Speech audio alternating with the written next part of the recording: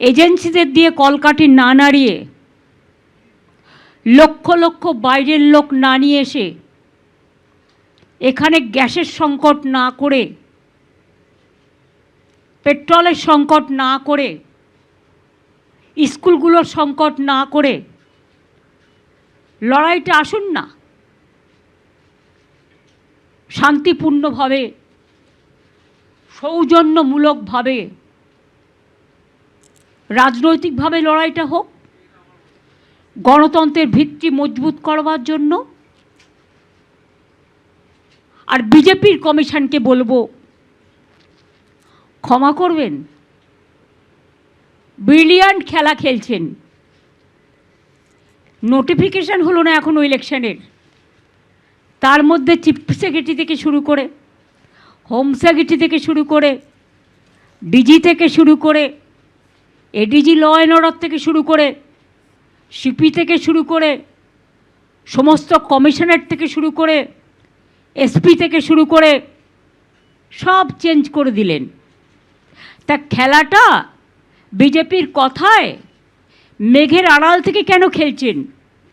সরাসরি খেলুন, দরকার হলে প্রচারে নামুন। সব আইনই যখন ভঙ্গ করেছেন, সব বিধি যখন ভঙ্গ করছেন, তখন সরাসরি প্রচারে নেমে মঞ্চ করে মিটিংটাও করুন। এবং আমি হাসি মুখে বলতে চাই, যা ইচ্ছে করতে পারেন, আপনাদের অনেক পরিকল্পনা, অনেক চক্রান্ত আছেন, কিন্তু তাও মনে রাখবেন, সব অফিসারই আমাদের অফিসার, যারা বাংলায় কাজ করে। ইলেকশন ডিক্লেয়ার হলেও ইলেক্টেড গভর্নমেন্ট কিন্তু থাকে, এবং আগামী দিনেও বিজেপির কোনো সম্ভাবনাই নেই। আগে যা সিট পেয়েছিল তার থেকে তলানিতে নামবে।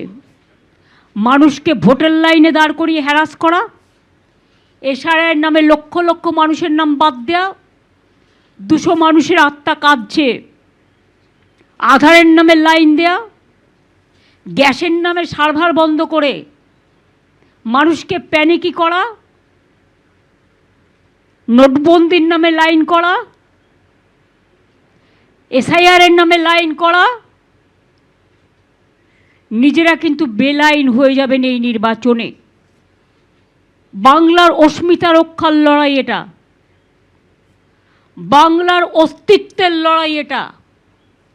এই লড়াইয়ে বাংলা জিতবে, আর বাংলার মামাটি মানুষ জিতবে, দিল্লিকা লাড্ডুরা জিতবে না। আমাদের হাত থেকে তো সব পাওয়ার কেড়ে নিয়েছেন, কিন্তু একটা পাওয়ার কাটতে পারেননি, সেটা হচ্ছে ম্যান পাওয়ার। ভোটটা কিন্তু মানুষ দেয়, মনে রাখবেন। আর যারা নিজেরা জিততে পারবেন না বা পারার সম্ভাবনাই নেই, তারা পার্টি অফিসে বসে নাম চেঞ্জ করছেন, সব অফিসারদের চেঞ্জ করে দিচ্ছেন। আমি চ্যালেঞ্জ করে বলছি, অন্য রাজ্যে কী করেছেন? এখনও তো নোটিফিকেশন হয়নি, তো এবার যদি ডিজাস্টার হয় কে দেখবে? এবিপি আনন্দ, এগিয়ে থাকে, এগিয়ে রাখে।